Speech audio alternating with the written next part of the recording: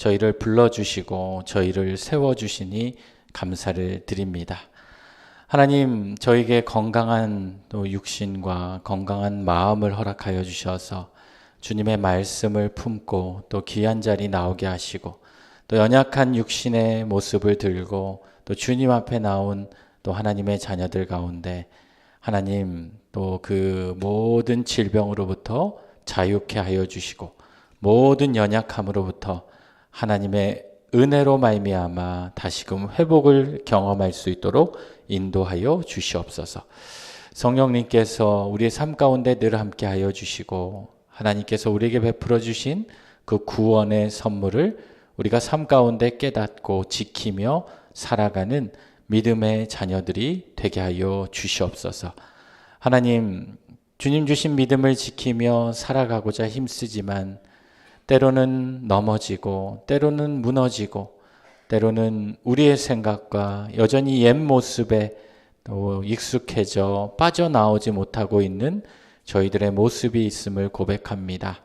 아버지 하나님, 그럴 때마다 주님 우리의 삶 가운데 찾아오셔서 성령의 기름 부으심을 놀라운 은혜를 경험케 하여 주시고 날마다 하나님 말씀 앞에 또 하나님께 기도함으로 더 거룩한 삶을 살아갈 수 있도록 인도하여 주시옵소서. 오늘도 로마서의 말씀을 통하여 하나님, 저희가 하나님의 음성을 듣기 원하오니 주님 말씀하여 주시고 하나님을 더욱 깊이 알아가는 복된 시간이 되게 하여 주시옵소서. 이 시간, 시작하는 시간부터 마치는 시간까지 하나님 말씀 앞에 집중하게 하시고 우리의 모든 근심과 염려들 내려놓고 또 하나님께 하나님만을 의지하며 바라보며 나아가는 은혜로운 시간이 되게 하여 주옵소서. 주님께서 함께 하여 주실 줄 믿사오며 예수님의 이름으로 기도드립니다. 아멘. 네, 여러분 잘 지내셨습니까? 네, 우리 옆에 계신 분들 보면서 한번 인사했으면 좋겠습니다. 잘 오셨습니다. 네.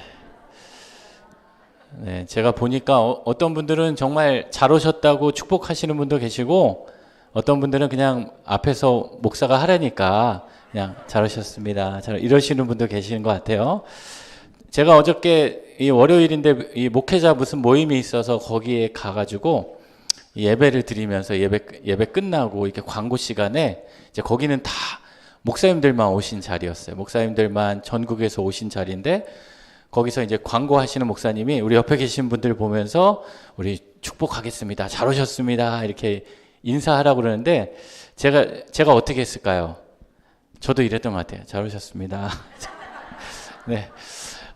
근데 하고 나서 제가 생각나는 거예요. 내가 맨날 성도님들한테 그런 표정으로 하지 말라고 그랬는데 근데 앞에서 그 안내하시는 목사님이 그 얘기를 하시더라고요. 여러분의 표정은 절대로 잘 오셨습니다. 표정이 아니다. 라고 이야기하신 모습을 보면서 저도 회개했습니다. 그래서 예전에 어떤 목사님이 그런 이야기를 하셨던 기억이 있어요. 자기가 천국과 지옥을 어떻게 이게 자기가 경험할 수 있을까요? 이야기했더니 그 목사님에게 한 선생님이 그렇게 얘기했대요. 천국은 여러분이 예수님의 모습을 생각하며 떠올릴 때 그때 여러분 마음 가운데 드는 여러분의 얼굴 가운데 드는 그 표정이 바로 천국의 모습일 겁니다. 여러분 그렇지 않아요? 천국 우리가 예수님을 만나고 예수님의 은혜를 기대하고 사모할 때 내 마음 가운데 드는 그 기대와 간절함과 바람의 모습들, 그 모습을 떠올릴 때 내 얼굴에 그런 표정이 나타난다 그러죠. 그러면은 지옥은 어떨까요? 그랬더니 그 목사님이 그랬대요. 거울을 보고 지금 당신의 표정을 보시면 돼요. 네. 그렇죠? 우리가 이렇게 예수 안에 살아가고 있지만 평상시에 내 표정이 어떤지 우리 잘 모르잖아요. 잘 모를 때가 있단 말이에요. 그럴 때 우리가 예수 안에 있다라는 것은 내 마음도 기쁘지만 나의 겉모습, 나의 표정도 이렇게 기뻐하고 즐거워하는 모습으로 여러분 함께 살아가는 것입니다. 이 성경 공부 자리에 나오실 때도 여러분 그런 마음으로 오셨죠? 예, 기대하고 또 하나님 말씀이 너무 좋아서 그렇죠? 네, 우리 다시 한번 옆에 분 보시면서 그러한 얼굴과 그러한 표정을 한번 인사했으면 좋겠습니다. 축복합니다. 네, 네, 조금 더 이게 밝아지신 것 같아요. 네. 네, 여러분, 우리가 성경 공부, 우리 로마서 말씀을 공부하고 있는데요. 아마 1학기는 우리 로마서 8장까지 이 절반 정도 하면 딱 마칠 것 같은데, 다음 시간은 휴강이에요. 예, 예. 다음 주가 왜 휴강인지 아시죠? 예, 현충이래요. 교회 오시면 혼자 앉아 계실 겁니다, 이 자리에. 예, 혼자 앉아 계실 테니까. 다음 주는 휴강이고, 그 다음 주가 종강입니다. 이제 오늘을 빼면 한 번밖에 남지 않았습니다. 혹시 이제 뒤늦게 참여하신 분들도 계실 테고 또 그동안 이렇게 왔다가 빠졌다가 하실 분도 계실 텐데 여러분 교회는요 맨 마지막에 오시면 다 오시는 거예요. 네, 맨 마지막까지 이제 오늘 빼고 이제 한 번 남았는데 이렇게 함께 참여하시고 다음 주는 이 현충일이니까 현충일 또 잘 쉬시고 또 여러분들 가운데는 또 열심히 있는 분들이 많으시기 때문에 열심히 있는 분들은 온라인에 들어가셔서 내가 빼먹은 강의들 있잖아요. 빼먹은 강의들 유튜브에 가셔서 로마서 말씀을 한번 복습하는 그런 시간이 되면 좋겠습니다. 네, 우리 지난 시간 우리 공부했던 것 우리 잠깐 우리 복습하고 오늘 로마서 8장 29절부터 우리 살펴볼 텐데요. 25페이지죠. 네, 로마서 8장 29절. 우리 지난 시간에 우리가 어떤 공부를 했냐면 여러분 기억나시죠? 우리가 하나님의 은혜로 말미암아 우리가 구원받았다. 누가 당신은 구원받았습니까? 당신은 구원받았어요? 나는 구원받았는가? 라고 스스로에게 물어보기도 하고 누군가에게 물어보기도 할 때 여러분 구원받은 사람들에게는 특징이 있다라는 거예요. 특징. 그 특징, 대표적인 특징이 두 가지 특징인데 첫 번째는 뭐라고 그랬죠? 성경이 하나님의 말씀이 믿어지게 된다는 거예요. 완전히 다 믿어지지 않아도 그 말씀이 하나님 말씀하신 거구나. 하나님이 주신 거구나. 거기에 대한 이 믿음이 생기게 된다는 거예요. 그리고 구원받은 자들의 특징, 그 성경이 믿어지기 때문에 그런 말씀의 자리, 성경 공부의 자리, 그 은혜 받는 그 자리를 내가 사모하게 되고 그 자리에 나와가게 된다는 거예요. 여러분 그 말씀이 믿어지지 않으면 지금 이 시간에도 이 자리에 오시지 않았겠죠?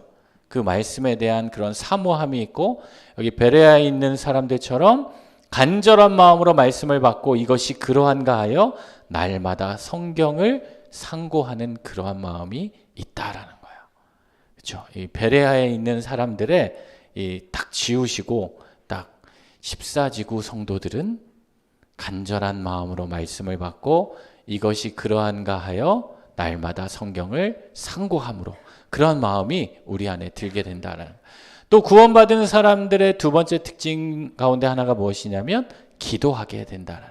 하나님께 간구하게 된다는. 나에게 있는 문제들, 나에게 있는 어려움들 그 문제를 들고 하나님을 찾게 된다는. 왜 찾을까요? 하나님이 그 기도를 들어주실 줄 믿기 때문이죠. 믿기 때문에. 여러분 믿음이 없다면 이 기도하는 게 어려워요. 믿음이 있어야 내가 그 간구하는 것을 하나님이 들어주실 것이다 라는 그 기대와 바람과 소망이 있을 때 우리는 기도하게 된다. 여러분 내가 누군가를 찾아가서 그 사람에게 계속 이야기하고 그 사람과 관계를 맺고 그 사람과 뭔가 교제를 한다라는 것은 그 상대방이 내 마음 가운데 믿음이 있기 때문이에요. 여러분 그렇잖아요. 내가 누군가에게 어떤 이야기를 계속할 때 저 사람이 내 이야기를 잘 안 들어줘. 뭐 얘기하면 계속 딴짓하고 반응도 없고 그러면 여러분 그 사람에게 이야기하고 싶습니까? 아니잖아요. 그냥 한두 번 이야기하고 말겠죠.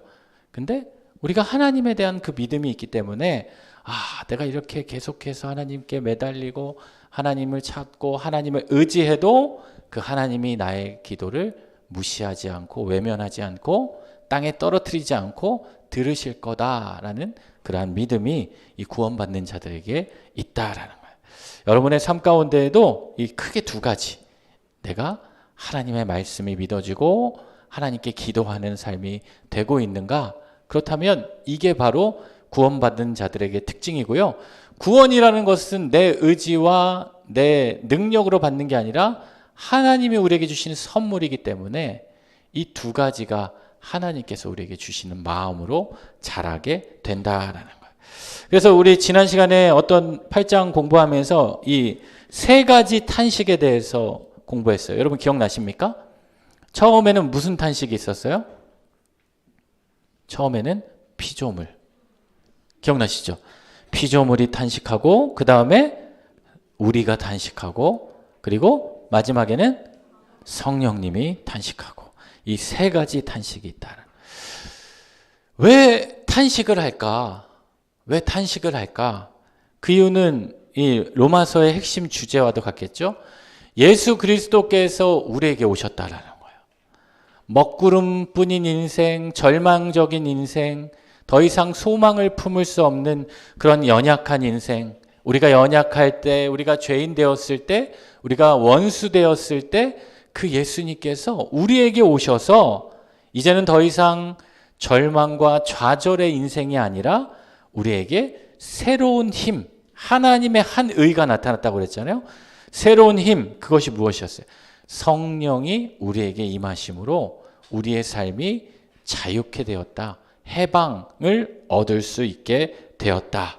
그래서 우리는 이제 옛 삶에 머무르지 않고 옛 땅에 머무르지 않고 내가 하나님을 알기 이전의 그 모습에서 벗어나서 이제는 새로운 삶을 살아갈 수 있게 된다라는 거예요. 그래서 우리가 지난 시간에 공부했던 말씀 18절 보면 생각하건대 현재의 고난은 뭐라고 그랬어요? 장차 우리에게 나타날 영광과 비교할 수 없다. 비록 나의 삶 가운데 아직 내가 그 고난의 자리에 있고 시련의 자리에 있고 어려움의 자리에 있겠지만 예수 그리스도께서 우리에게 오셨고 그 성령의 능력을 우리는 이제 덧입어 살아가기 때문에 우리가 당하고 있는 이 고난의 자리, 힘겨운 자리, 어려운 자리일지라도 우리에게 예비되어 있는 그 영광의 모습과는 비교할 수 없다라는 것이었어요. 그래서 피조물도 탄식하고, 왜 탄식합니까? 하나님의 그 영광의 소망을 향해 나아가기. 우리만 탄식하는 것이 아니라 우리 자연 환경도 우리 지금 탄식하고 있다라는 거예요. 또 우리들도 탄식하죠. 구원을 향해 나아가기를, 나의 연약한 삶의 자리에서 이제 하나님의 영광의 자리로 나아가기를 탄식하고, 또 피조물, 우리 성도들, 그리고 누가 탄식한다고 그랬어요? 성령님이 탄식한다고 그랬어요. 연약한 우리의 심령이 옛 모습으로 돌아가지 않도록, 또 우리가 마땅히 기도할 바를 알지 못할 때도 누가 알려주신다고 그랬어요? 성령님께서 우리에게 그 간구를 알려주신다는. 우리가 기다리다가 지치는 동안 연약하고 다시 빠지지 않도록 성령님께서 우리를 위해 탄식하시고 간구하신다라는. 그렇기 때문에 우리의 삶에 아직 해결되지 않는 부분들, 내가 예수 믿고 살아가지만, 내가 기도해보지만 여전히 풀리지 않는 나의 그런 연약한 모습들까지도 하나님은 그 모든 순간순간들을 다 우리의 삶을 통해서 가꾸어 가시고 일하게 하셔서 어떻게 하신다고 그랬어요? 하나님을 사랑하는 자, 곧 그의 뜻대로 부르심을 입은 자들에게는 어떻게 해요? 모든 것을 합력하여 선을 이루게 하신다. 이걸 누가 하신다고요? 성령님께서 우리의 삶 가운데 이루어지게 하신다. 우리가 주일이 성령 강림 주일이었잖아요. 예, 그 성령님께서 우리의 삶 가운데 찾아오셔서 우리를 이루게 하신다. 그 대표적인 사람을 우리가 예로 들었는데 혹시 기억하십니까? 아, 네, 요셉. 요셉 맞추신 분들은 네, 오늘 1교시 끝나고 먼저 가셔도 되겠습니다. 네, 요셉이란 사람이죠. 요셉. 형제들이 나를 핍박하고 또 내가 하나님 말씀 붙잡고 살아갔는데 하나님의 뜻을 실현했는데 나에게 원치 않는 또 오해와 모함과 그것으로 인해 내가 감옥에 갇히게 되고 또 나를 아무도 알아주지 못하는 것, 그 자리에 있을지라도 요셉의 마음 가운데는 이 마음이 있었던 거예요. 당신들은 나를 헤아려 했으나 하나님은 그것을 무엇으로? 선으로 바꾸셨다. 나를 통해 일하시고자 하는 그 놀라운 일이 이 요셉의 마음 가운데 심겨졌다. 여러분의 삶 가운데에도 이런 마음을 품으면 좋을 것 같아요. 혹시 내가 믿음으로 바르게 살아가고자 하는데 계속 나를 쿡쿡 찌르고 나를 힘들게 하는 그러한 세력들이 있어요. 여러분 있잖아요. 여러분의 가정에도 있으시고, 예. 남편이 때론 나를 찌르기도 하고, 우리 자녀가 나를 찌르기도 하고, 그렇죠? 우리 주변에 있는 사람이 나를 찌르기도 하고, 또 우리 구역에서 우리 구역 식구들이 나를 찌르기도 하고, 또 저 같은 목사가 찌르기도 하고, 지나가던 사람들이 나를 찌르기도 하고, 그렇게 나를, 이 믿음이라는 게 그래요. 우리 영적 전쟁이라고 하잖아요. 영적 전쟁에는 계속해서 그런 공격과 그런 마음이, 내가 믿음 안에 살아가는데 나는 전혀 영적 공격이 없다. 여러분 그런 분 계십니까? 아무도 나를 방해하지 않고, 여러분 그건 이상한 거예요. 우리 로마서 공부하면서 그랬잖아요. 하나님이 어떻게 한다 그랬어요? 내버려 두시느니라. 내버려 두시는. 하나님이 우리의 삶을 계속해서 간섭하고 계속해서 찾아오시고 우리로 향하금 더 성숙하고 더 성장하게 이루어 가신다. 여러분 우리가 믿음이라는 게 그렇습니다. 왜 믿음이 어려워지냐면 우리의 믿음은요, 내가 처음 하나님을 만나고 하나님을 얻었던 그 믿음이 어린아이와 같은 믿음이라면 그 믿음은 장성한 분량에까지 자라게 되는 게 믿음인 거예요. 그러려면 여러분 계속해서 시련이 필요하고, 때론 시련이 필요하고, 그것을 통해서 내가 이겨내고 하나님의 은혜를 통해서 그러한 놀라운 일들을 이루어가는 그런 경험과 간증들이 우리의 삶 가운데 필요한 거예요. 여러분이 그러한 삶 가운데 있다고 할 때 이 요셉의 고백을 잘 기억하면 좋겠어요. 당신들은 나를 헤아려야 했으나 하나님은 그것을 어떻게? 선으로 바꾸신. 근데 여기서 문제가 뭐냐면 당신들은 나를 헤아려야 했으나 내가 그것을 바꾸려고 하는 거야. 하나님이 바꾸어 주시는 거예요. 내가 바꾸려고 하는 게 아니라 하나님이 그것을 바꾸어 주신다. 나의 삶에 고난이 있고 나의 삶에 문제가 있는 자리에서도 그 삶을 주관하시는 분은 누구시다? 하나님이시다. 하나님이시다. 그것을 기억하며 살아가는 거예요. 그것을 누가 깨닫게 해주십니까? 성령님이 깨닫게 해주시는 거예요. 그래서 여러분이 성령님과 더욱 좀 친밀한 그러한 마음을 품으실 수 있기를 바랍니다. 우리 29절, 30절 말씀을 같이 한번 읽어보면 좋겠습니다. 8장 29절, 30절 같이 한번 읽어볼게요. 하나님이 미리 아신 자들을 또한 그 아들의 형상을 본받게 하기 위하여 미리 정하셨으니 이는 그로 많은 형제 중에서 맏아들이 되게 하려 하심이라. 또 미리 정하신 그들을 또한 부르시고 부르신 그들을 또한 의롭다 하시고 의롭다 하신 그들을 또한 영화롭게 하셨느니라. 자, 여기 보시면요, 하나님께서 우리를 향해 그냥 보내신 것이 아니라 하나님께서는요, 우리를 다 미리 계획하시고 미리 예정하시고 우리를 준비하셨다라는. 여기 29절에 보니까 하나님께서 미리 아신 자들, 미리 아셨다라는 것은 그 사람과의 관계를 이미 맺고 있었다라는. 여러분 우리의 삶 가운데 우연이라고 느끼는 거 있잖아요. 우연. 그렇지만 예수 그리스도 안에서는 우연이 없고요. 하나님께서 다 준비하시고 예비하신 거예요. 여러분 그 노래 아시죠? 그 만남이라는 노래. 우리 만남은 우연이 아니. 다 아시네요. 네. 제가 예전에 대학부에서 이렇게 설교하다가 여러분 만남 아시죠? 그랬더니 다 모르더라고요. 네, 네. 그 노사연 씨의 그 만남이라는 노래, 제가 볼 때는 거의 이 CCM 같은 느낌. 그 가사가 이 가요 중에요, 몇 가지 이 가요는 이 CCM보다 더 은혜가 되는 가요가 있어요. 그 누구죠? 그 인생은 최희준 씨의 네네네 맞아요. 네. 네. 이 가사를 보면 그 만남이라는 것도 그렇죠, 우연이 아니라는 거야. 하나님께서 예비하시고 예정하신 그 관계가 있다라는 거. 그래서 여러분 우리 막 그런 얘기 하잖아요. 진짜 우연이네요. 그런 우연이 다 있어요. 예, 우연이 아니다 뭐다? 하나님의 필연이고 섭니다. 우리 조금 고상한 영어로 하나님의 섭리네요. 예, 좀 고상하지 않아요? 우연이라 그러면 왠지 좀 가벼워 보이잖아요. 목사님 이렇게 제가 어디 지나가다가 이렇게 어디 딴 데 가서 이렇게 만날 때 있거든요. 그러면 이게 놀라셔가지고 목사님 여기서 만나는데 정말 우연이네요. 우연이 아니라 섭리네요. 이 표현이 좀 어색하긴 하지만 기독교에서는 그 섭리라는 말을 쓴다라는, 미리 아셨다. 하나님께서 그 관계를 이미 맺고 계셨다.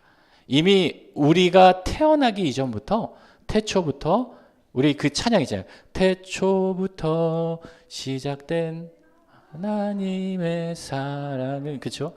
당신을 향한 그 마음이 하나님께서는 이미 예정하셨다. 그리고 그 많은 형제 중에서 무엇이 되게 했다는 거예요? 맏아들이 되게 하려 하심이라. 맏아들이라는 것은요, 그 대표적으로 그리스도의 우월하신 탁월성을 의미하는데요. 처음 태어난 자, 양자의 특권을 온전히 누리게 하신다. 여러분, 성경에서 이 첫 것이라고 이야기할 때는 이 대표성의 원리가 있어요.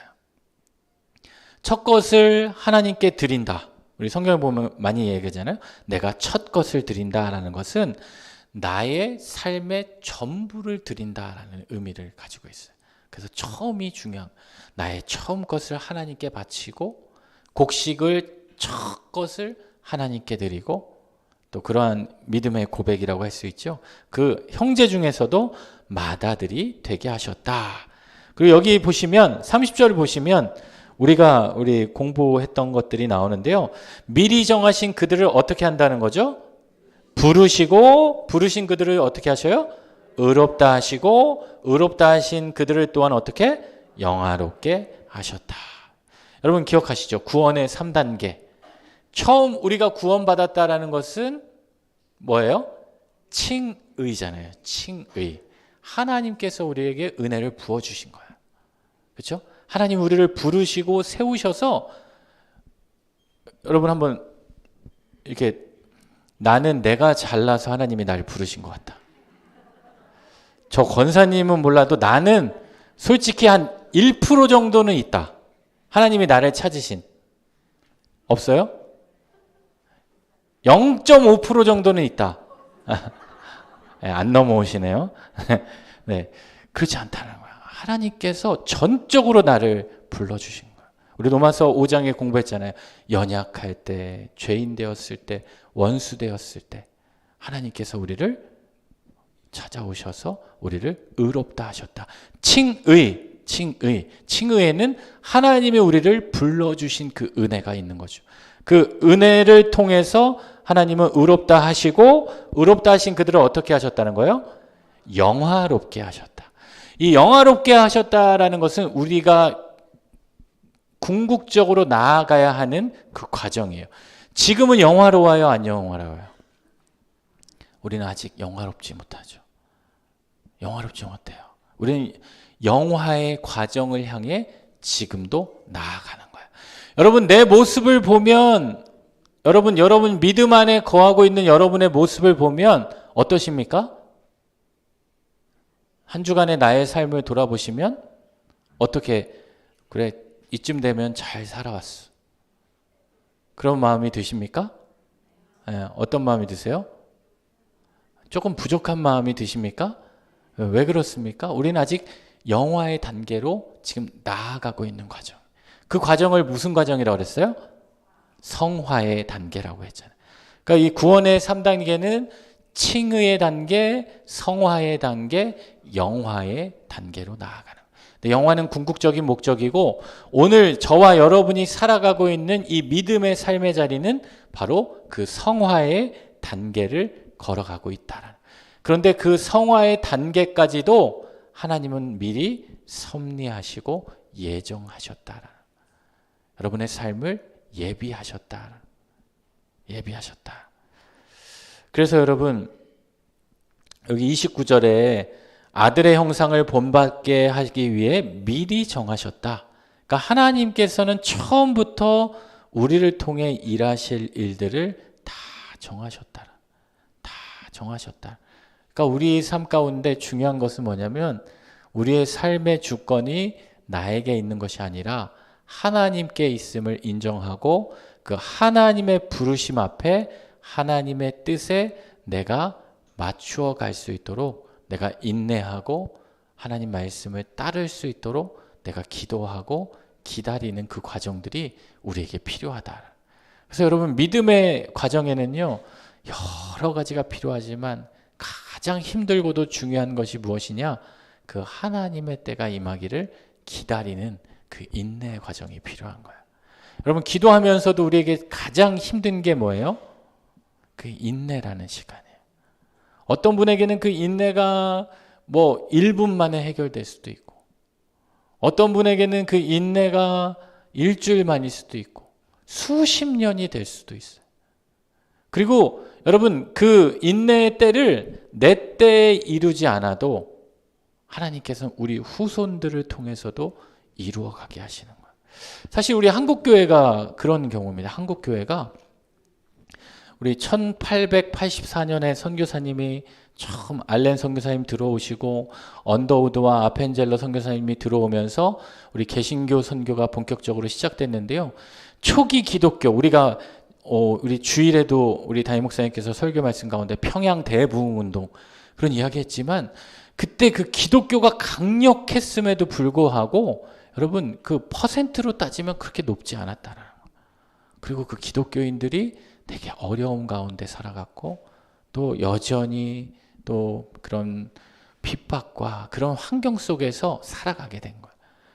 그럼에도 불구하고 끝까지 그 신앙을 지키고 믿음 안에 살아가고 그 본인의 때에 그 하나님의 응답의 결실을 이루지 못했지만 그럼에도 불구하고 그 후손들을 통하여 하나님께서는 이루어가게 하시고 하나님께서는 우리나라를 이렇게 또 세계에서 영향력 있는 그런 기독교 국가로 만드셨다. 여러분 저기 양화진에 가보셨습니까? 예, 양화진 아직까지 한 번도 안 가보신 분? 예, 몇 분 계십니다. 예, 2학기 때는 제가 그분들을 모시고 한번 날 잡아서 양화진을 한번 가야 되겠어요.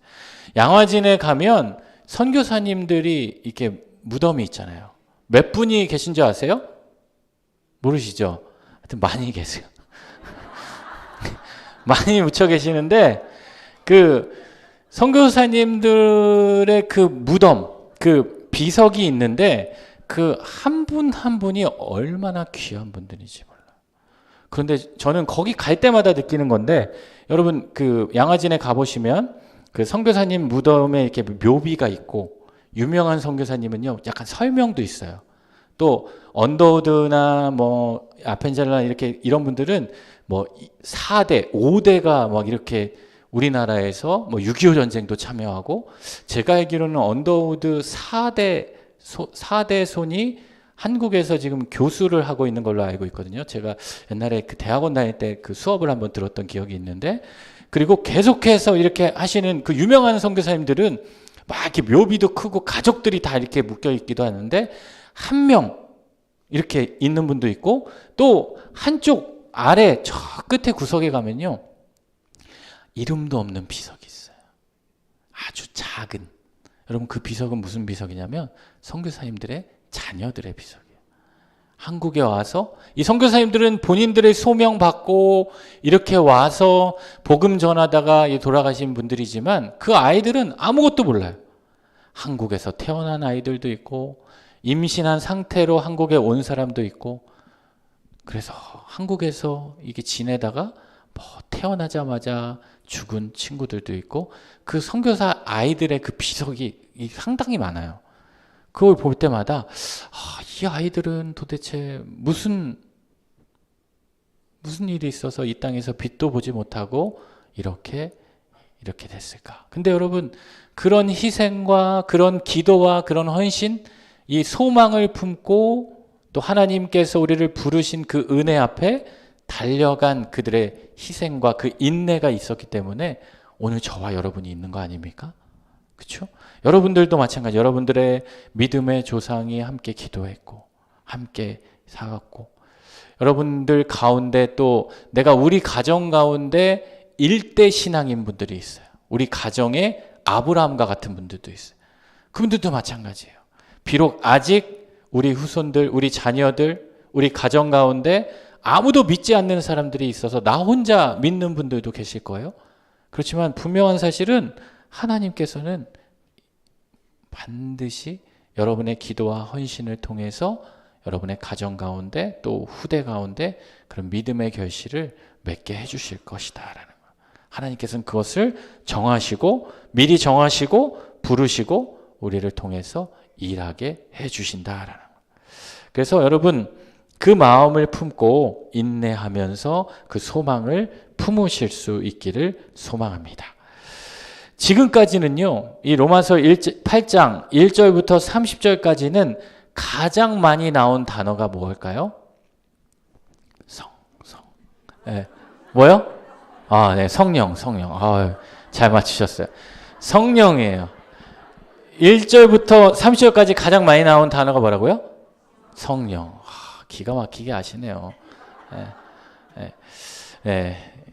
이게 뭘 하려도 이게 좀 죽이 맞아야지, 이게. 성령이 중심이 돼서 계속해서 바울은 이야기해요. 이 모든 것들을 해방케 하고 품게 하고 우리의 연약한 그 자리에서도 탄식하게 하고, 심지어 성령님께서는 우리가 구할 바를 빌 바를 알지 못하는 우리에게도 깨닫게 하셔서 그 성령으로 인하여 우리에게 그 마음을 주시는데, 여러분, 그 성령의 마음은 무엇으로 이어지는 줄 아세요? 우리 안에 성령이 충만하게 되면 우리 마음 가운데 무엇이 자라냐면 소망이 자라게 돼요. 기대가야 바라게 되고. 여러분 그렇잖아요. 내 안에 믿음이 충만하고 성령이 충만한 사람은 어떤 마음이 있냐면 소망을 품게 돼요. 하나님이라면 할 수 있을 거야. 여러분, 그 구역 안에서도 우리가 같이 이야기하지만 어떤 분들은 약간 이렇게 부정적인 이야기를 많이 하고, 뭐 얘기만 하면 그건 안 돼. 안 돼. 내가 다 해봤어. 그렇죠? 내가 해보면 안 돼요. 누가 해야 돼요? 성령님께서 하시는 거예요. 그럼 내가 다 해봤어. 앞으로 그런 분이 있으면 한번 이야기해보세요. 왜 권사님이 해봐요? 왜 집사님이 해봐요? 성령님께서 하셔야죠. 이렇게 한번 되물어 보세요. 우리 안에 성령 충만함이 가득하면 어떤 마음이 든다고요? 소망의 마음이 가득하는 거예요. 우리 자녀를 위해서 기도할 때, 남편을 위해서 기도할 때, 가족들을 위해서 기도할 때, 또 우리 구역 식구들을 위해 기도할 때도 내가 하려고 하면, 내 생각으로 하면요, 소망의 마음이 안 들어요.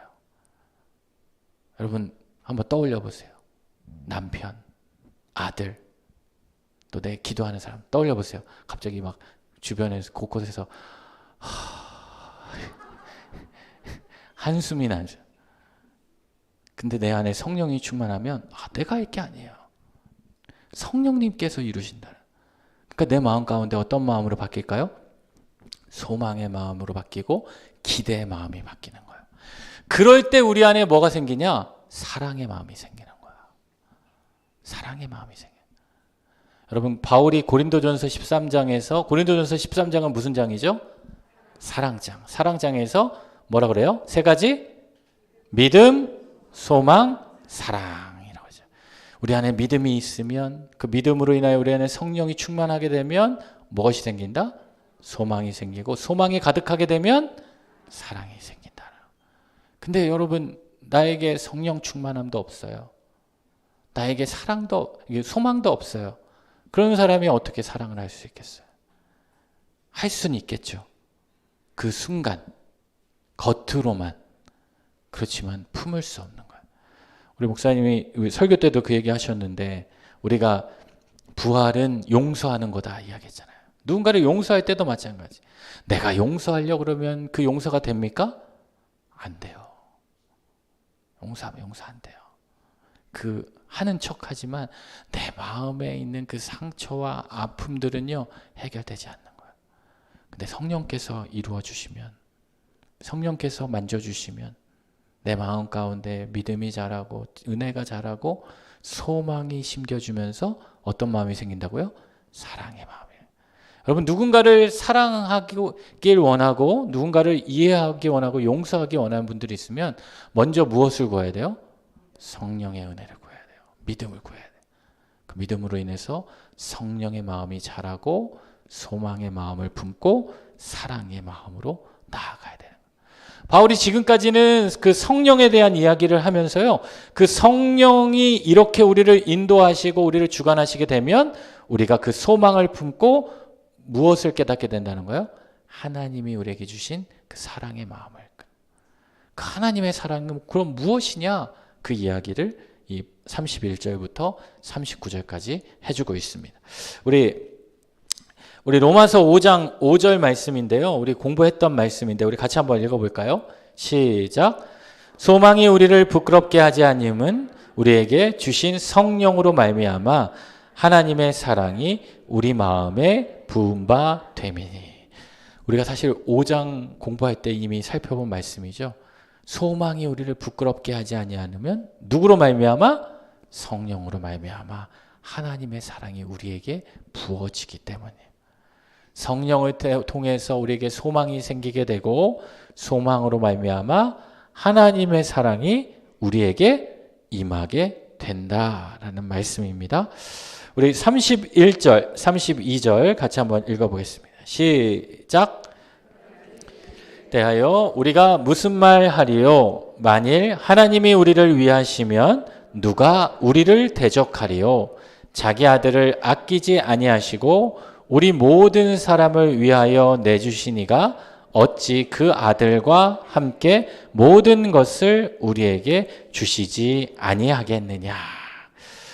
자, 하나님께서 우리에게 이제 성령님을 통해 보내주시고 그 성령을 통해 소망의 마음을 품는 자들은 하나님의 사랑을 알게 하셨는데 그 일을 설명하고 있는 겁니다. 자, 31절. 그런즉 이 일에 대하여 우리가 무슨 말을 하리요? 한마디로 뭐예요? 더 이상 말할 필요 없다라는 거. 더 이상 말할 필요 없다. 내가 이제 결론을 내리겠다라는 거. 바울이 이제 로마서 8장에 그 결론을 내리겠다라는 거. 다시 말하면 성령으로부터 충만하게 된 그 삶은 어떠한 삶이 되는지를 이야기해 주겠다라고 이야기하면서 만일 하나님이 우리를 위하시면, 하나님이 우리를 위한다라는 것은 무슨 의미예요? 하나님이 우리를 위한다. 여러분, 내가 누구를 위한다? 하나님이 내 편이 되신다. 내 편이 돼. 여러분, 그런 분 있잖아요. 내 편은 하나도 없어.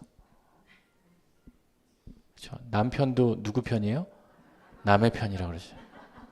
그래서 남편이래요. 내 편은 누가 있어요? 하나님이 우리 편이에요. 하나님이 우리의 편이 되어주신다. 이 시편 118편 6절 말씀인데요. 우리 같이 한번 읽어볼까요? 시작. 여호와는 내 편이시라. 내가 두려워하지 아니하리니 사람이 내게 어찌할까. 여러분, 누가 내 편이에요? 하나님이 내 편이에요. 하나님이.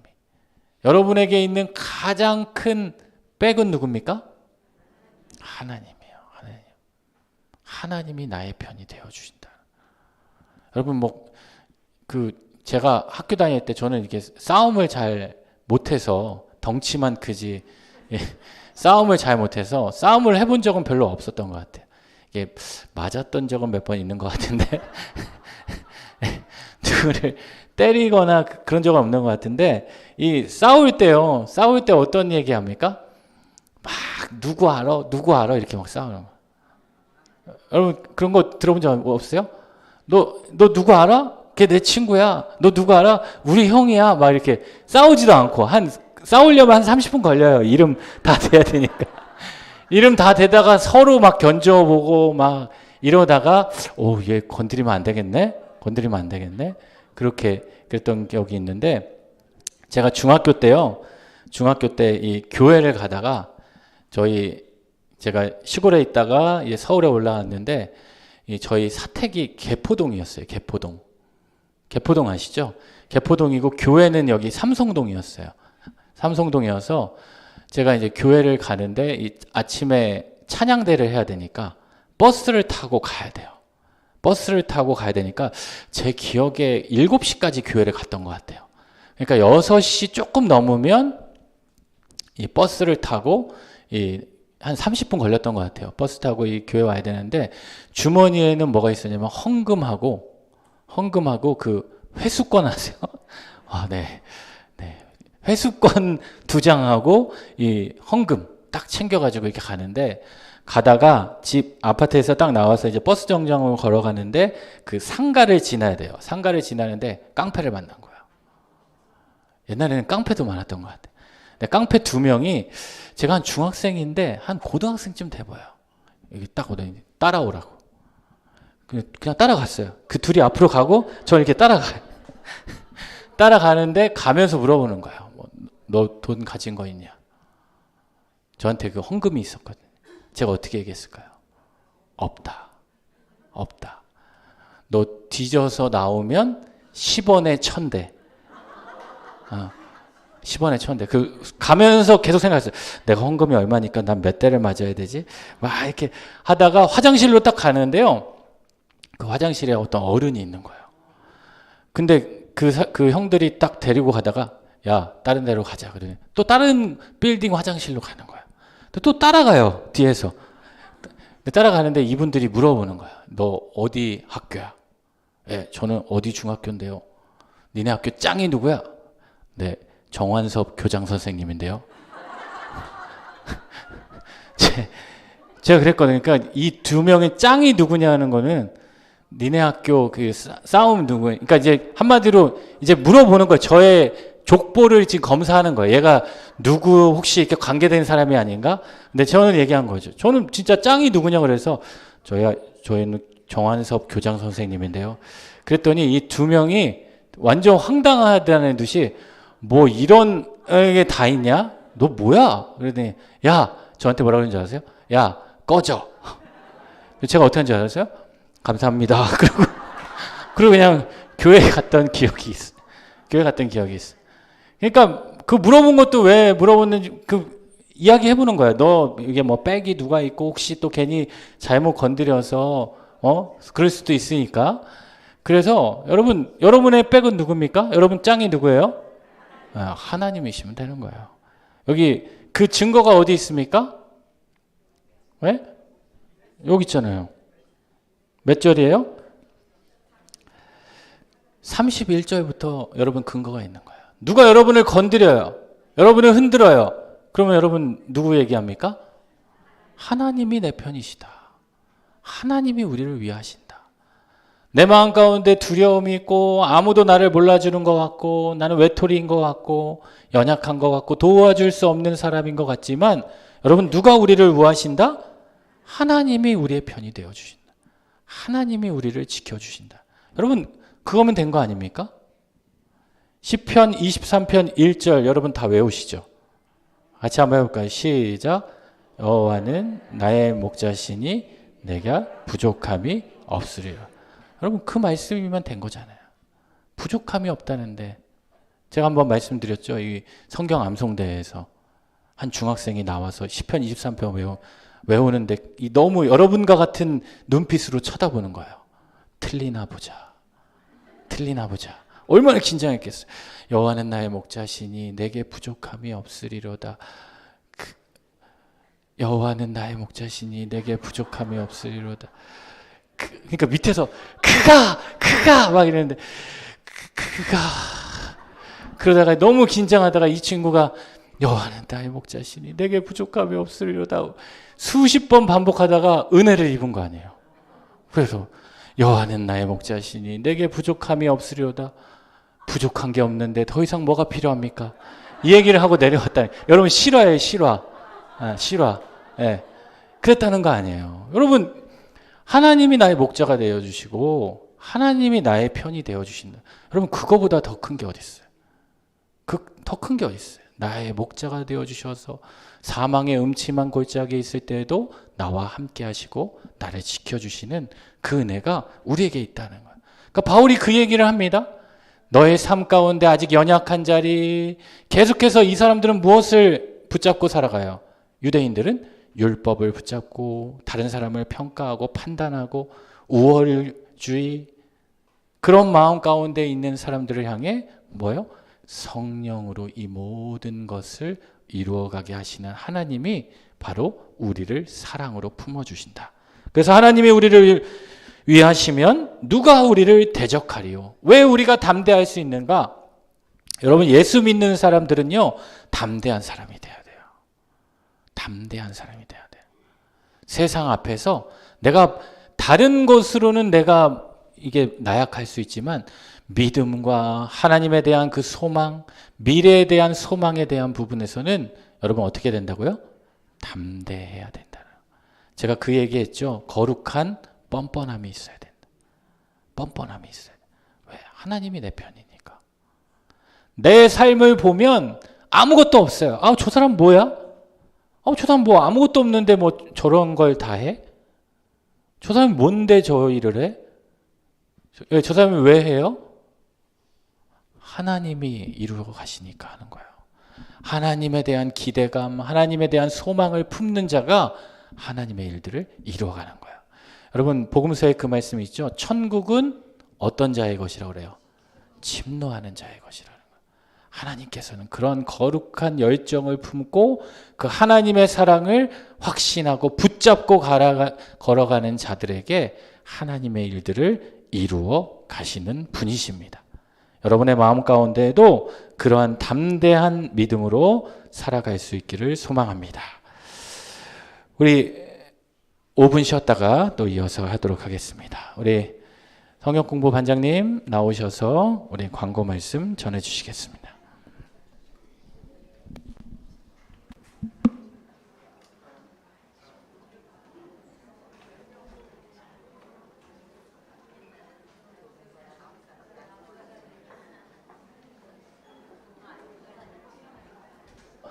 우리 한 번도 안 빠지신 분 있죠?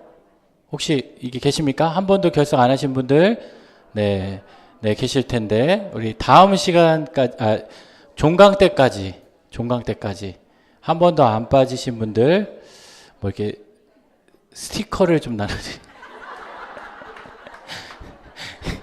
네, 교재, 그런 거 있잖아요. 스포츠 선수들 보면 그 유니폼 있잖아요. 유니폼에 보면 여러분 관심 없어서 잘 모르시는 분도 계실 텐데 유니폼에 보면 모든 선수들이 부러워하는 게 뭐냐면 이 유니폼에 이 별이 있어요. 아세요? 네, 별 같은 게 있어요. 그게 뭐냐면 우승 횟수예요. 그 팀에. 그래서 어떤 팀은 막 별이 5개, 6개 있는 팀도 있고 그게 그냥 그 팀의 로고가 아니라 우승한 그 팀이 얻을 수 있는 그런 별. 그래서 이번 한 번도 안 빠지신 분들은 여기에다 이렇게 왕별을 하나 이렇게 붙여드려요. 네. 그래서 딱 다른 사람들 딱 이렇게 올 때 성경 공부 올 때 2학기 때 저희가 또 로마서 해야 되니까 여러분 이 교재 버리시면 안 돼요. 1학기 끝났으니까 이거 이제 어디 장롱 속에 이렇게 버리고 재활용 거기에 이렇게 버리지 마시고 잘 가지고 계셨다가 물론 이 자리에 계신 분들은 여름 방학 내내 이거 복습하실 거 아니에요? 예, 복습하셔서 이렇게 하시겠지만 2학기 때 또 이어서 해야 되니까 가져오실 때 딱 거기 별 붙이시는 분들은 여기다 딱 먼저 자리 딱 올려놓는 거죠. 저 권사님 한 번도 안 빠지셨나 봐. 이렇게 딱. 네. 네. 옛날 주일학교 다닐 때 여러분 그런 거 모으셨죠? 포도송이 안 모으셨습니까? 포도송이 이렇게 다 이 채우면 이렇게 막 선물 주고, 그거 아세요? 제가 이제야 회개하지만 시골에 있을 때 저희 아버지가 이제 목사님이시니까 제가 제 친구들한테 포도송이 스티커를 몇 개 줬어요. 자기 선물을 받고 싶다고 그래가지고 저는 빠질 수가 없죠. 왜냐면 아빠가 목사님이니까 주일날 어디 가겠어요. 그냥 빠질 수가 없어서 저는 이거 했는데, 어느 날 그 포도송이 스티커가 어디 있는 줄 제가 알고 몇 명의 친구에게 이 스티커를 줬던 그 기억이 있습니다. 네. 네, 하나님 용서해 주실 거예요. 네. 네, 우리 또 계속해서 우리 공부할 텐데요. 여러분, 그 한 가지 우리 광고 말씀 전할 게 있는데, 여러분 같이 기도해 주시면 좋겠어요. 우리 예전에 우리 14지구에서도 같이 우리 사역하셨죠. 우리 정대일 목사님. 예, 소식 많이 들으셨겠지만, 정대일 목사님이 이렇게 맹장암에 이게 걸리셔가지고, 6월 5일에 입원을 하시고, 6월 7일에 이 수술을 앞두고 계시다고 합니다. 그래서 여러분, 이게 생각날 때마다 우리 정대일 목사님 위해서 기도해 주시고, 또 잘 회복되고, 또 담임 목사님 역할 잘 감당하시는 우리 목사님 될 수 있도록 여러분 기억해 주시고 같이 기도해 주시면 좋겠습니다. 아마 공동체에 속하신 분들은 공동체에서 이렇게 기도 제목들이 지금 계속 올라오고 있는 것 같습니다. 여러분 기억하시고 함께 기도해서 또 하나님께서 치유하시고 고쳐주시는 그 은혜를 또 저희도 함께 경험할 수 있기를 소망하겠습니다. 우리 33절 같이 말씀, 이렇게 33절, 34절 같이 읽겠습니다. 시작. 하나님께서 택하신 자들을 고발하리요. 의롭다 하신 이는 하나님이시니 누가 정죄하리요. 죽으실 뿐 아니라 다시 살아나신 이는 그리스도 예수시니 그는 하나님 우편에 계신 자요. 우리를 위하여 간구하시는 자신이라. 자, 33절 보니까 누가 능히 하나님께서 택하신 자. 여러분, 하나님께서 택하신 자가 누굽니까? 나. 하나님께서 위에 나오시죠. 30절에 미리 정하신 그들을 부르시고, 하나님이 부르신 자. 여러분도 하나님이 택하신 자들인 거예요. 나도 택하신 자들을 누가 고발하리요? 고발하다라는 것은 여러분 잘 아시죠? 피고를 거기로 끌고 가는 거예요. 끌고 가는 거. 그리고 의롭다 하신 이는 누구시다? 하나님이시다. 그러니까 누가 정죄하냐? 죽으실 뿐 아니라 다시 살아나신 이는 예수 그리스도시니 그는 하나님 우편에 계신 자요 우리를 위하여 뭐 하시는 자? 간구하시는 자. 간구하다라는 것은요, 호소하다, 중재하다, 대언하다. 그래서 우리가 예수 그리스도를 뭐라고 이야기합니까? 대언자라고 이야기죠. 대언자. 요한일서 2장 1절 말씀을 보면요, 이런 말씀이 있어요. 만일 누가 죄를 범하여도 아버지 앞에서 우리에게 대언자가 있으니 그 대언자는 누구시다? 예수 그리스도시다. 예수 그리스도시다. 하나님의 법정에서 우리를 중재하시고 우리를 간구하시고 우리를 변호하시는 분이 누구시다? 예수 그리스도시다. 예수 그리스도시다. 우리에게 그 대언자가 있다라는 거. 또 35절 말씀 같이 한번 읽어보겠습니다. 시작. 그리스도의 사랑에서 끊으리요. 환난이나 곤고나 박해나 기근이나 적신이나 위험이나 칼이랴. 자, 바울은 여기서 이야기합니다. 우리의 삶 가운데, 특별히 자신의 인생 가운데 찾아왔던 여러 가지 환난에 대한 이야기들. 환난은 여러분 잘 아시죠? 특별히 환난은 뭐라고 그랬어요? 우리 많이 공부했는데 외적 환경으로 특별히 찾아오는 압력과 고난을 이야기할 때 환난이라는 거예요. 내 마음의 그게 아니라 외적으로부터 오는, 환경으로부터 오는 그 압력과 고난. 내 문제가 아니라 외부로부터 오는 문제가 환난이고, 이 두 번째는 곤고. 곤고는 뭐예요? 내적 문제로 인한 마음의 극심한 걱정과 불안이에요. 그러니까 뭐 크게 우리는 다 이거 환난이라고 할 수 있겠지만 세부적으로 나눠보면 환난은 특별히 외부적인 환경에서 찾아오는 거. 바울에게 환난은 이 어떤 거였어요? 바울을 힘들게 했던 거? 누가? 사울이 그를 끊임없이 괴롭혔잖아요.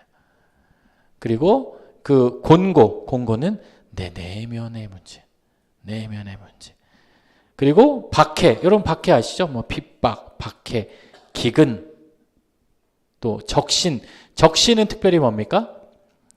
적신. 벌거벗은 것을 의미합니다. 벌거벗은 것. 가난이라고도 할 수 있겠죠.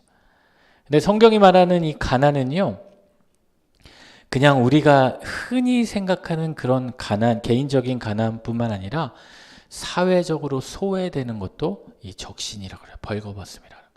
내가 어떤 공동체에 있을 때 내가 소외당하는 거, 내가 무시당하는 거, 외면당하는 거, 그렇게 외롭게 있는 것, 그런 것도 헐벗습니다 라고 이야기하고요. 위험, 칼, 극한 상황이죠. 극한 상황.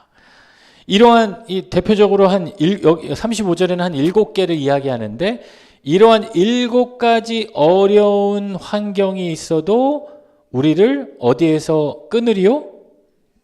그리스도의 사랑에서 끊을 것인가? 누가 그것을 끊을 것인가? 여러분, 끊다라는 것은 이 나누다, 가르다, 떼어놓다, 아주 격리시키다라는 것을. 그러니까 하나님의 사랑에서 이 많은 핍박과 많은 환난과 많은 곤고가 우리를 흔들어도 끊을 수 있다 없다? 없다. 근데 여러분, 우리의 삶 가운데 내가 흔들리는 것은 어떤 것으로 흔들려요? 대다수가 이 7가지 안에 들어갈 거예요. 여러분 마음 가운데, 여러분의 간구 가운데, 여러분의 삶 가운데 여러분의 인생을 흔들리는 것들이 있죠? 아무도 안 흔들리세요? 저만 흔들리나요? 네. 흔들리는 것들이 있단 말이에요. 나를 흔드는 게 있어요. 외적 환경이든 내 내면적인 문제든 또 여러 불안이든 또 적신이든 칼이든 또 위험이든 기근이든 박해든 나를 흔드는 것들이 있다는. 근데 바울은 이야기하는 그 어떤 것들이 우리를 흔들어도 그 흔드는 것으로 인하여 그리스도의 사랑에서, 다시 말하면 그리스도의 사랑은 무엇으로 온다고 그랬어요? 성령 충만함으로 온다고 그랬죠. 성령 충만함으로 살아가는 우리를 그리스도의 사랑에서 끊을 수 있다 없다? 없다라는 거예요. 없다라는 거예요. 그러니까 여러분, 하나님은 우리를요 이미 하나님의 자녀로 예정하시고 우리를 향해 하나님의 사랑을 확증하셨다라고. 다시 말하면 여러분은 어떤 사람들이에요? 네, 하나님께 낚인 사람들이에요. 하나님께 낚인 사람들이에요. 여러분 피해 보려고 해도 어디? 하나님께 이미 낚여진 사람들이라. 피할 수 없다. 도망칠 수 없다. 하나님께 낚인 인생이다. 자, 또 우리 36절 말씀 같이 한번 읽어볼까요? 36절, 37절 시작. 우리가 종일 주를 위하여 죽임을 당하게 되며 도살당할 양같이 여김을 받았나이다 함과 같으니라. 그러나 이 모든 일에 우리를 사랑하시는 이로 말미암아 우리가 넉넉히 이기느니라. 자, 여기 이제 유명한 말씀이죠. 시편 44편 22절의 말씀을 여기서 언급하고 있는데요. 뭐라고 얘기합니까? 우리가 종일 주를 위하여 죽임을 당하게 되며 도살할 양같이 여김을 받았다. 한마디로 뭐예요? 우리는 이게 아주 손쉬운 표적이다라는 거예요. 우리는 그런 사람들에게 도살당할 양같이 아주 쉬운 대상이다라는 거예요. 여러분 양을 잡는 거 한번 보셨습니까? 네. 양은요 이게 죽을 때까지도 얌전하게 죽는데요. 네. 그 보면은 양과 염소 비유 있잖아요. 반대로 염소는 아주 죽을 때까지도 막 활발하게 막 이렇게 하는데 양은 정말 이 갈 때까지도 이렇게 순전하게 간다. 근데 여러분 양의 성품은 실제 그렇지 않대요. 양들이 왜 이렇게 붙어서 지내는지 아세요? 여름에? 그 이스라엘 그 기후 얼마나 더워요. 예? 예, 그 연구하신 분들의 이야기를 들어보니까 다른 사람도 덥게 하려고. 여러분 그런 습성이 있대요. 실제로. 예, 웃자고 하는 얘기가 아니라 예, 그런 습성이 있대요. 그런데 그가 왜 하나님께서 우리를 양으로 우리를 이야기하시냐? 그런 습성 때문이 아니라 우리가 하나님의 자녀가 된다라는 것은 그 목자가 그 양을 죽이더라도 그 끝까지 자신의 생명을 그 목자에게 맡기는 그러한 순종의 마음이 우리에게 있다라. 근데 그 양 자체를 보면 얼마나 약하고 미약합니까? 여러분 그 들판에서 양 이게 가는 거 보시면 엄청 웃겨요. 이게 무슨 지우개 같은 게 다리도 짧아가지고 막 이렇게 가는 것 같아요. 멀리서 보면. 근데 우리가 그렇다는 거야. 도살당할 양같이. 이 세상에 보기에는 정말 아무것도 할 수 없고 그냥 손쉽게 죽음을 당할 수밖에 없는 그러한 양이처럼 우리가 살아가지만 여기 나오잖아요. 그러나 이 모든 일을 누구로 말미암아? 이 모든 일에 37절 이 모든 일에 누구? 우리를 사랑하시는 이로 말미암아. 여러분 이게 중요한 거예요. 이게 중요한 거예요. 우리를 사랑하시는 이로 말미암아. 우리의 정체성은 여기에 있는 거예요. 누구로 말미암아? 우리를 사랑하시는 이로. 내가 가진 것으로, 내가 이룬 것으로, 내 능력으로 우리가 평가되어지는 것이 아니라 누구로 말미암아?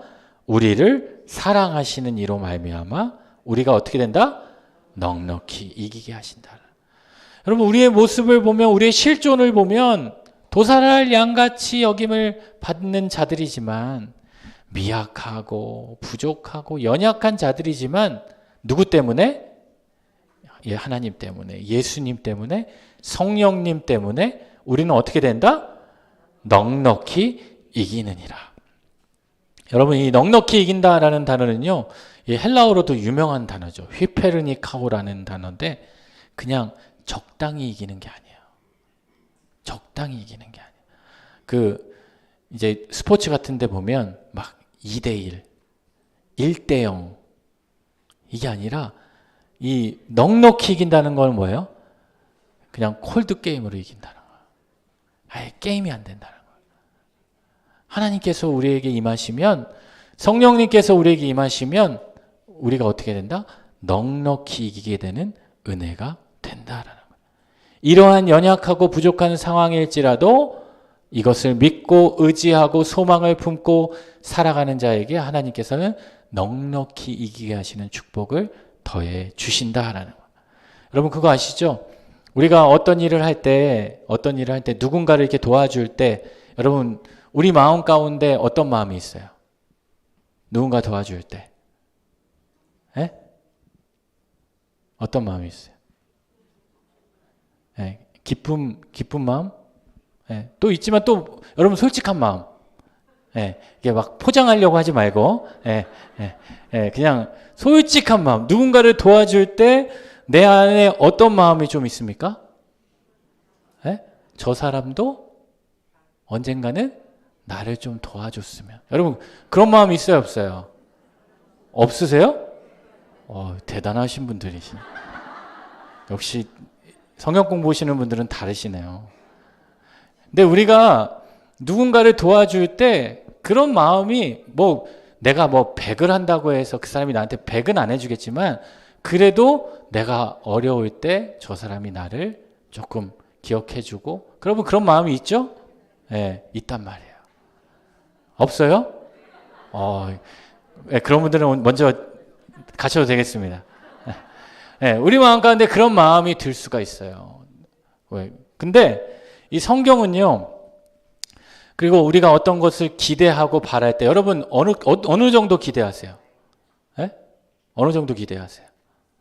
내가 누군가에게 잘해줬어. 그럼 저 사람이 나를 이렇게 도와줄 때 그래도 내가 한 것만큼 아니면 내가 한 건 조금 모자르더라도 그래도 어느 상식선에서 그냥 인간이 흔히 할 수 있는 그런 선에서 또 나를 도와줄 수 있는 그런 마음. 우리 농경 문화 중에 그 품앗이라는 제도가 있잖아요.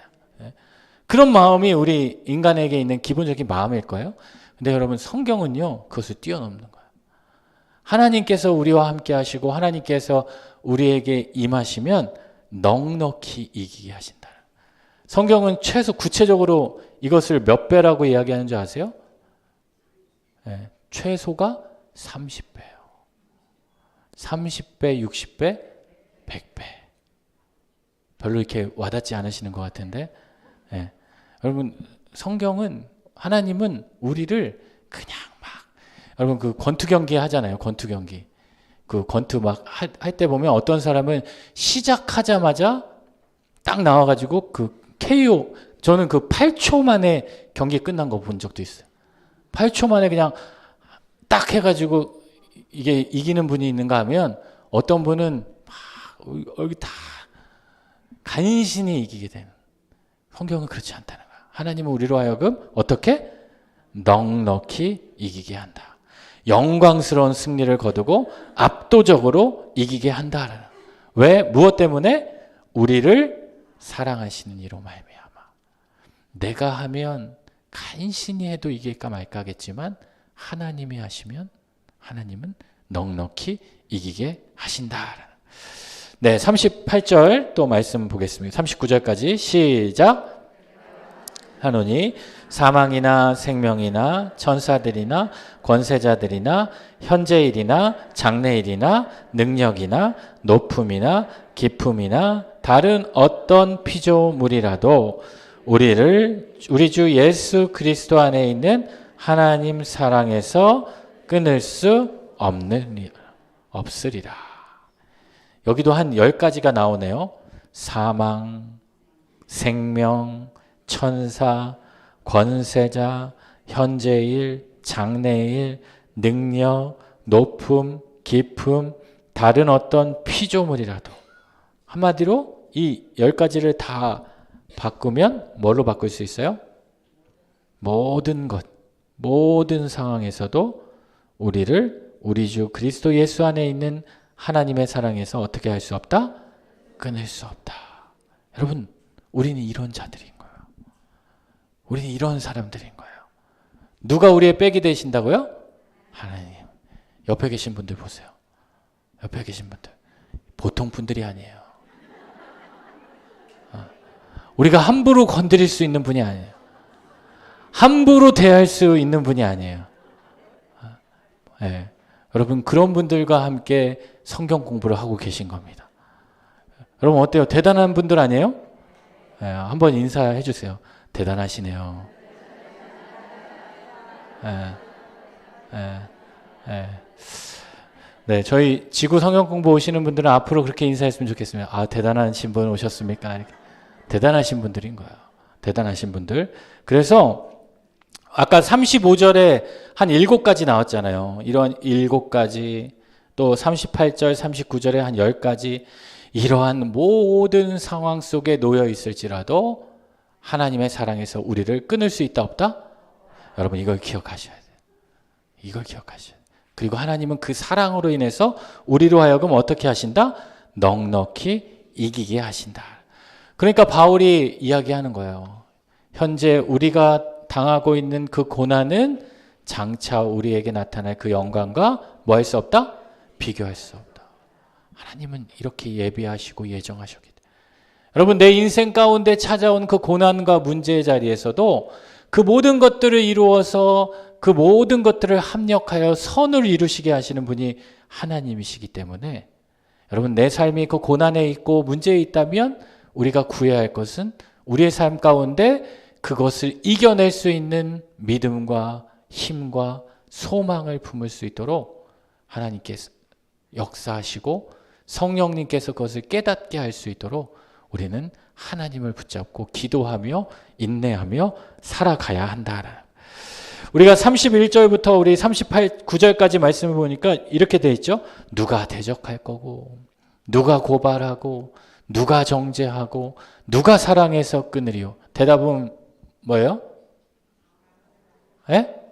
예, 아무도 없다. 아무도 없다. 오직 누구밖에?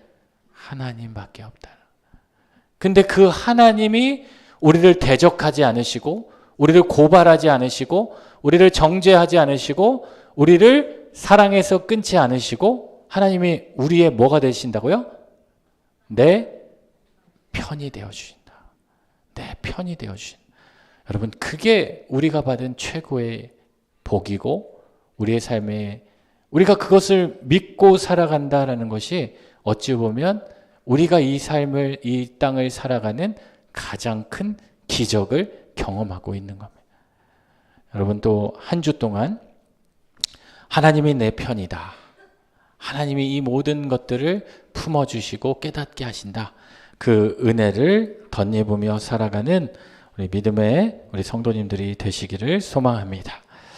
우리 9장 말씀은 다음 시간에 이어서 하고요. 우리 구역 교재 우리 잠깐 보겠습니다. 저는 이번 주가 여전도의 주간인 줄 알았는데 다음 주더라고요. 네, 우리 담임 목사님께서 성령 강림절을 맞이해서 요한복음 14장의 말씀으로 성령을 받으라라는 말씀을 전해 주셨습니다. 성경은 계속해서 예수님께서 부활하시고 또 40일간 제자들에게 보이시며 사람들에게 보이시며 승천하시고 나서 성경은 계속해서 우리에게 무엇을 이야기하냐? 끊임없이 우리에게 성령을 받으라라고 이야기합니다. 사실 성령님은 우리를 떠나지 않으셨어요. 성령님은 우리와 함께 하시고 우리와 동행하시는데 내 마음 가운데 그 성령님을 인지하지 못하고 받아들이지 못하고 또 기억하지 못하고 깨닫지 못하는 그런 마음이 우리에게 있다라는 거예요. 예수님은 그래서 처음부터 성령과 떼어놓고 생각할 수 없는 분이시고요. 성령과 함께 성령으로 힘입어 많은 일들을 이루셨어요. 세례를 받으실 때도, 세례 받고 나서도, 그 사역의 자리에서도, 기도하실 때에도, 십자가의 그 자리에서도, 부활하실 때에도, 승천하실 때에도 예수님께서는 그 성령의 능력을 힘입어 살아가셨다. 근데 그 예수님께서 특별히 이 제자들에게 말씀하셨죠. 내가 이제 가지만 너희에게 무엇을 보내겠다? 보혜사를 보내겠다. 보혜사라는 말은 파라클레토스, 돕는 자라는 거예요. 돕는 자. 너희가 깨닫지 못하는 것을 깨닫게 도와주고 너희가 알 수 없는 것을 알게 하고 우리 로마서 8장에서도 공부했지만 우리가 마땅히 빌 바를 알지 못할 때도 빌 바를 알게 하시는 분이 바로 보혜사 성령님이시다. 그러니까 여러분 삶 가운데 도움이 필요하신 분들, 뭔가 해결해야 될 분들, 하나님의 은혜를 간구하는 분들, 누구의 도움을 구해야 돼요? 성령님의 도움을 구하셔야 돼요. 그리고 그렇게 계속해서 하나님께서 보혜사 성령님을 보내주셔서 우리 영적 상태를 살피시고 더 행복한 삶을 위하여 때로는 책망하시기도 하시고 가르쳐 주실 때가 있다라는 거예요. 그리고 그것은 결국 우리를 살리는 것이고 또한 우리에게 복된 것이다. 우리 또한 거기 밑에 단락인데요. 같이 한번 읽어볼까요? 시작. 성령님께서는 우리를 진리로 인도하시는 선생님이십니다. 네, 성령님은 우리를 진리로 인도하신다. 그러니까 성령님께서는 뭐 새로운 이야기를 하는 게 아니라 어떤 이야기를 해요? 독자적으로 새로운 말씀을 하시는 분이 아니라 하나님이 주신 말씀을 깨닫게 하신다. 깨닫게 하신다. 그러니까 하나님과 예수님께서 이루셨던 것들을 성령님께서도 동일하게 하시는 거예요. 왜? 삼위일체 하나님이시니까. 그리고 마지막으로 성령님께서는 우리를 위해 뭐 하신다? 중보하시고 우리의 연약함을 도우시는 분이시다. 로마서 8장 아마 이번 주 말씀 들으신 분들은 우리 지난주에 우리가 공부했던 부분들하고 겹쳐서 여러분 마음 가운데 저거 우리 성경 공부 때 공부했던 건데 이렇게 생각하셨던 분들 계시죠? 그리고 마음 가운데 우리 목사님이 저 말씀 꼭 외우라고 그랬는데 나는 이미 외우고 있는데 딱 말씀하셔서 딱 머릿속에 이게 돌아가셨죠? 그러셨을 겁니다. 그래서 그 성령님께서 우리를 도우시고 우리를 인도하시고 우리를 위해서 간구하시고 중보하시는 분이시다. 성경 곳곳에 거기 한번 읽어보겠습니다. 시작. 곳곳에 기도와 관련된 말씀들이 많은데 그 중에 상당 부분이 성령을 구하는 것과 연결되어 있습니다. 주님께서는 우리가 성령을 받기를 원하시며 성령 받기를 위해 기도하며 기다리기를 원하십니다. 성령의 임재를 위해 기도하고 성령님과 동행하며 살아가는 모두가 됩시다. 그래서 여러분 우리 로마서 8장에서도 계속 성령님에 대한 이야기를 했지만 우리가 성령님과 조금 덜 친해요. 예수님하고 하나님에 대해서는 잘 알지만 성령님과 조금 왠지 나랑은 조금 먼 것 같고 더 믿음 좋은 사람에게만 임하게 될 것 같은 그런 마음이 있는데 그렇지 않다라는 거예요. 우리 일상의 삶에도 성령의 임재가 가득 넘쳐야 되는 거예요. 내가 밥 먹을 때에도, 내가 잘 때에도, 내가 어딜 갈 때에도, 운전할 때에도 성령님의 도우심이 우리의 삶 가운데 가득 임하는 삶이 될 수 있어야 합니다. 이번 한 주간 여러분의 삶 가운데 그 성령 충만한 역사가 가득 넘치시기를 우리 주님의 이름으로 축원합니다. 기도하겠습니다. 사랑과 은혜가 풍성하신 하나님 감사합니다. 오늘도 하나님께서 우리에게 성령님을 더하시고 또 그 성령 충만함으로 인하여 우리 마음 가운데 소망의 마음을 심어주시고 그 소망의 마음을 품고 하나님께서 우리를 향하신 그 놀라운 사랑을 기억하며 살아가게 하여 주시옵소서. 우리의 인생에 여전히 많은 환난과 곤고와 박해와 기근과 적신과 위험과 칼이 우리를 찾아오지만 하나님 그 모든 순간의 자리에서도 우리를 대적하지 않으시고 우리를 고발하지 않으시고 우리를 정죄하지 않으시고 우리를 그 사랑에서 끊지 않으시는 그 하나님의 크신 사랑이 우리의 삶 가운데 가득 넘침을 하나님 우리가 믿음으로 선포하게 하시고 아버지 하나님 우리를 향해 우리를 사랑하시는 이로 말미암아 넉넉히 이기게 하시는 그 하나님의 은혜, 그 성령의 기름 부으심으로 또 한 주간을 살아가게 하여 주옵소서. 아버지 하나님 5월 한 달간도 하나님 많은 은혜를 부어주셨는데 남은 5월도 은혜로 마무리하게 하시고 새로운 6월 더 큰 놀라운 주님의 은혜를 기대하며 사모하며 소망을 품고 살아가는 또 우리 믿음의 식구들이 되게 하여 주옵소서. 주님께서 늘 함께 하여 주실 줄 믿사오며 예수님의